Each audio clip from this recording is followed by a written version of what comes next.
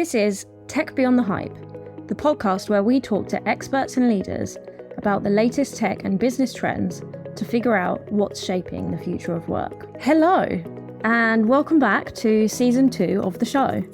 I am so excited to be back in the recording studio and thrilled to let you know that we have a lot of super exciting episodes lined up for season 2.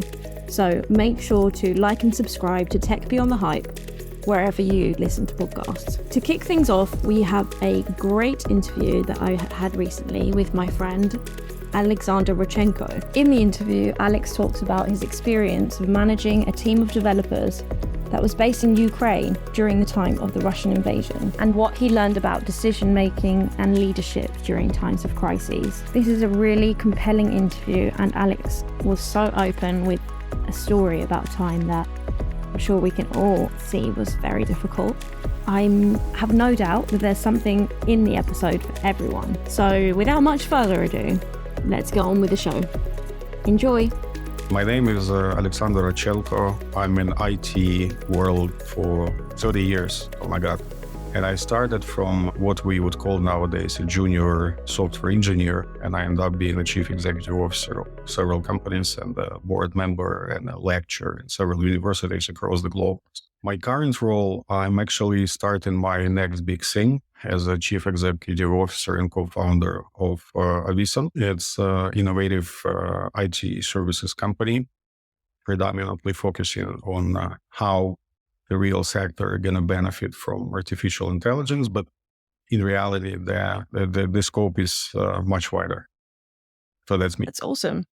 Well, congratulations, first of all, for your new role.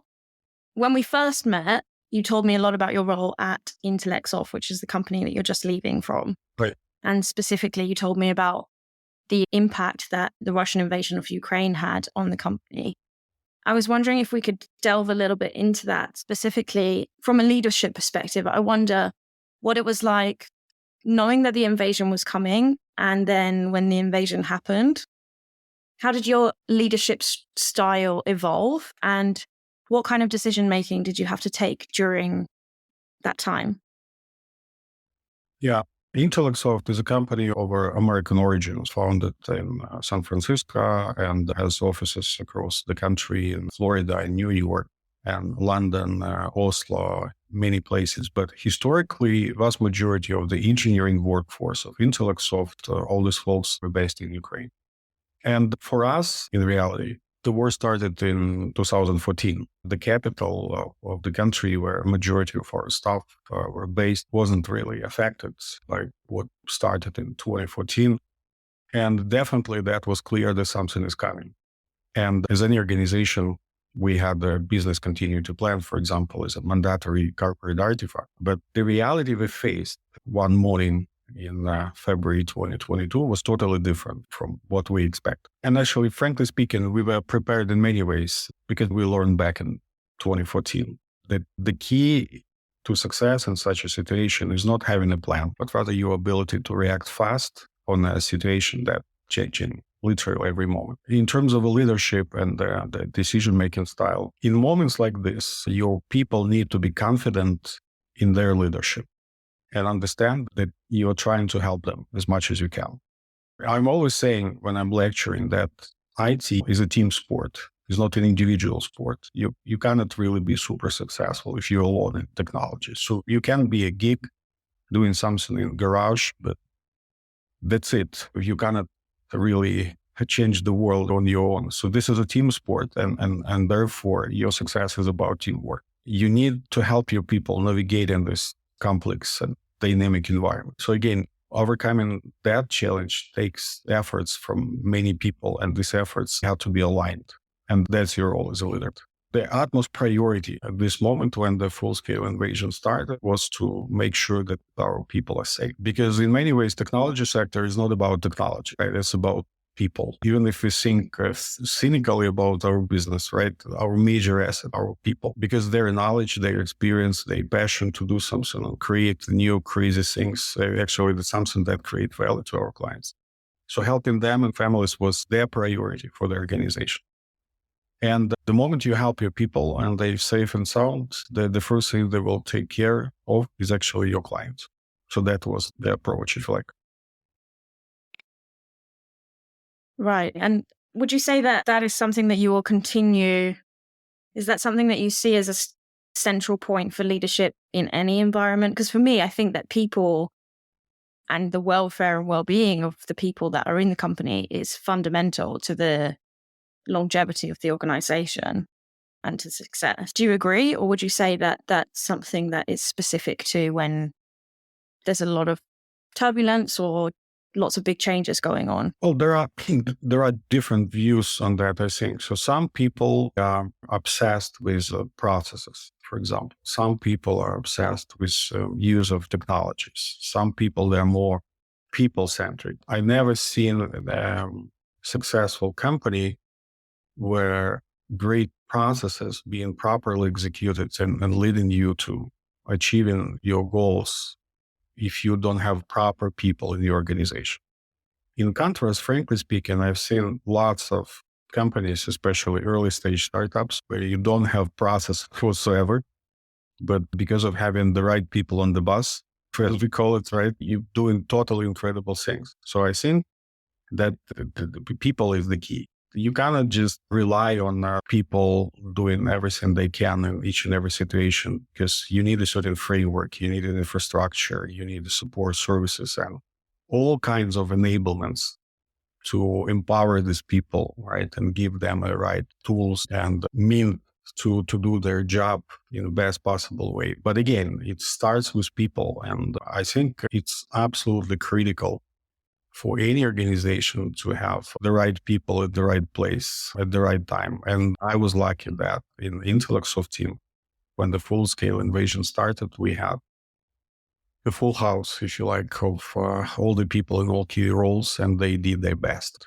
During that time, obviously, you have the people side, then you have the client side, and trying to think about how you would navigate client relationships when they're aware of where the team is based and what's going on there. When we first met, you told me that you had 100% customer retention. And that's, I mean, a huge feat, especially given the situation.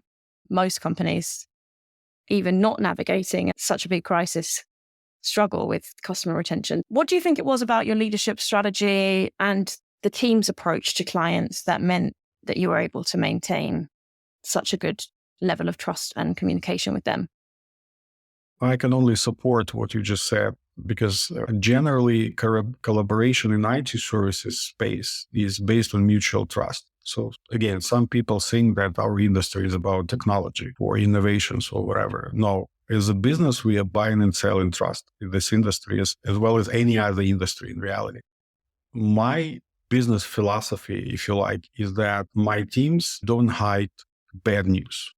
So our partners must be fully aware of what's happening and be able to make whatever decision they think is relevant in this situation, even though the decision is not in our favor. The strategy at this moment of time was very clear. It just be transparent with our clients, with our partners. It was especially important because at this moment we had very limited information we can trust, and people were, including in Ukraine, they were overwhelmed with fakes and they were simply scared. And as our client, if I imagine myself being in their shoes and they are waking up in the morning, having their cup of tea and watching BBC News, or they're making themselves a coffee and watching CNN in New York, for example, and they're watching what happening, like something that haven't been seen in generations in reality. So they have a natural concerns, like what's happening to my team in Ukraine, how this will affect their ability to deliver, and therefore how it's going to affect my ability as business to operate. Starting the first night of the invasion, I was sending daily emails to all of our clients. So normally I was doing that somewhere in the night because our working hours at that point of time were more or less 24/7. And for many of my clients, it became a major source of trusted information about what happening on the ground in Ukraine.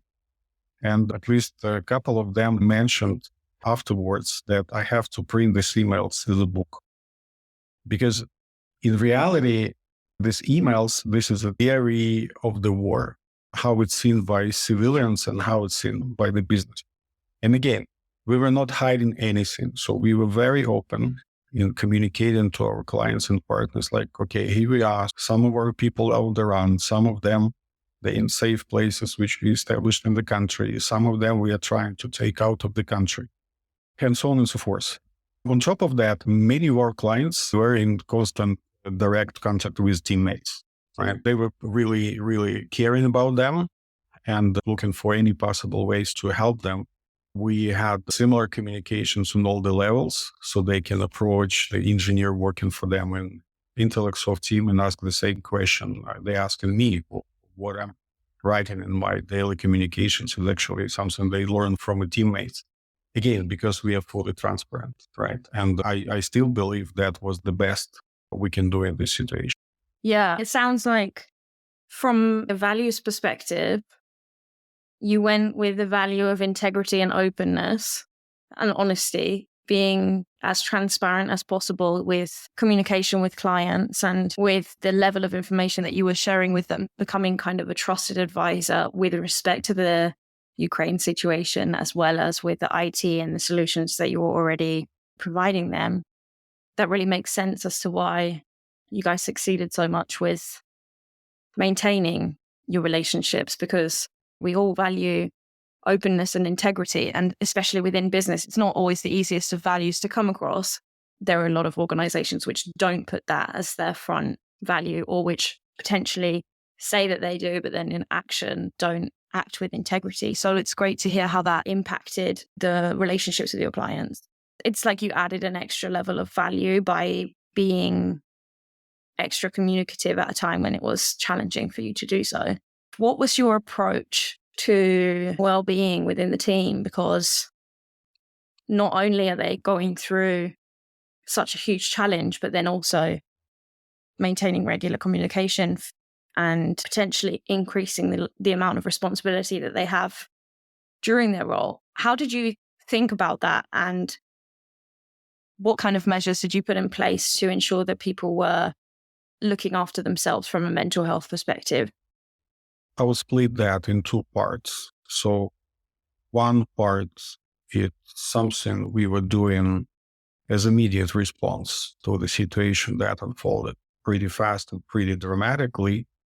And then what we did when the situation stabilized, and it's still work in progress. So the first immediate response, again, we made it very clear to people that, okay, your job now is to take care of your safety and safety of your beloved ones. And our role was to control that process as much as we can and help people navigating and provide them with all kinds of support we can. And that's a regular, maybe over the top communications with them. Normally, as an organization, we had the monthly all hands calls. At some point of time, we were doing that literally on a daily basis. And we stayed connected through multiple messengers all the time. It was corporate and just general purpose messengers, because you never know whether a particular software is going to work in which situation and which region and why. So that was important to understand where we are. And we actually shared a map with the team, and people were tracking where they are to where they're heading to, who are together with them. And I wouldn't say in the real time, but nearly real time, we were watching where our people and what kind of conditions do they have. And I must admit that I hope this helped these people to realize that, okay, we're taking care of them and their safety is a priority. And they did their best to secure a safety environment for themselves. There were several cases where it went differently, let me put this way. The most dramatic situation, and when one of our colleagues from Intellectsoft and his family happened to be on the territory that was already occupied by Russians. He lives in a small village, and the Russian tanks already were on his streets. And after the invasion, he and his family happened to be in the gray zone, if you like. And they were very afraid. So we as a company decided that, okay, we want to help. We want to do whatever is possible in this situation. And our people are very creative. So we actually hired an ex-special ops military guy from a private security firm. And this guy infiltrated the occupied territory and just took these people out to the territory which is controlled by the Ukrainian government. So that was kind of a James Bond kind of a story, but that's the reality. And he and his family, they're safe and sound. And actually the day or two after we managed to help them to escape, their house was shelled. So they have like holes in the roof and in the garden, so you don't know what happens in next moment, right? So we just were lucky that we managed to help them. Or another story, the war started on Thursday, and the first weekend of the war, we had a scheduled promotion of one of our clients' applications to the Apple App Store. And our guys did that while sitting in a bomb shelter in a subway. And they did so without telling the client. And actually, that was their choice. They wanted to stay in their city. They refused to leave. And then just after a week or so, they just mentioned that to a client in a casual conversation. And of course, the client reaction was, what? Where? And those guys, they said, okay, I have two options, right? I can sit and cry in a bomb shelter, or I can put my headphones on. I have my notebook, I have Wi-Fi in a bomb shelter, and I can do my job. And that was very interesting psychological effect, because at this time of terrible crisis and a tragedy, in many ways, their job helped them to stabilize and was a link to their normal life from the past. Mm-hmm. And so they did a great job, and they kept serving our clients in this situation.